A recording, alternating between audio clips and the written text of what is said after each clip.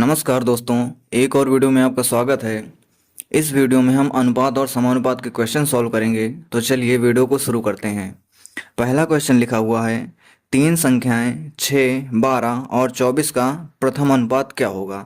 तो संख्याएं हमारे पास दी हुई हैं 3, 12 और 24।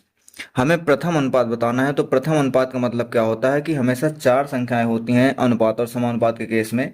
पहली, अनुपात दूसरी, समानुपात तीसरी, अनुपात चौथी। तो हमें जो है प्रथम अनुपात का मतलब ये पहली वाली संख्या बतानी है। तो इसके लिए हम क्या करेंगे कि इसको हम x मान लेंगे और बाकी संख्याओं को एज इट इज उसी क्रम में लिख देंगे। पहले 3 को लिखेंगे, फिर 12 को लिखेंगे, फिर 2 को लिखेंगे। हमें इसमें x की वैल्यू बतानी है। तो हम कैसे पता लगाएंगे? समानुपात के केस में क्या होता है कि जो बीच वाली संख्याएं होती हैं इन दोनों का मल्टीप्लाई जो बाहर वाली संख्याएं होती है इन दोनों को मल्टीप्लाई के बराबर होता है। तो अगर हम बाहर वाली संख्याओं को मल्टीप्लाई करते हैं तो हो जाएगा 2x इक्वल टू जो अंदर वाली संख्याएं हो जाएगा 12 तियां 36।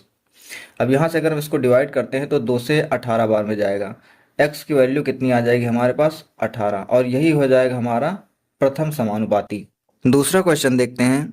लिखा हुआ है, तीन संख्याएं 28, 4 और 5 का द्वितीय अनुपात क्या होगा। तो तीन संख्याएं दी हुई हैं हमारे पास, 28 है, 4 है और 5 है। हमें इसका द्वितीय अनुपात बताना है। तो फिर से वही करेंगे, चार संख्याएं हैं, पहली अनुपात, दूसरी समानुपात, तीसरी अनुपात, चौथी। अब हमें क्या बताना है कि द्वितीय अनुपात बताना है, यानी कि हमें इसकी वैल्यू बतानी। तो इसको हम x मान लेते हैं।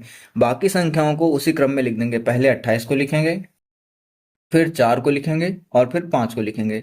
अब वही केस फिर से बन रहा है।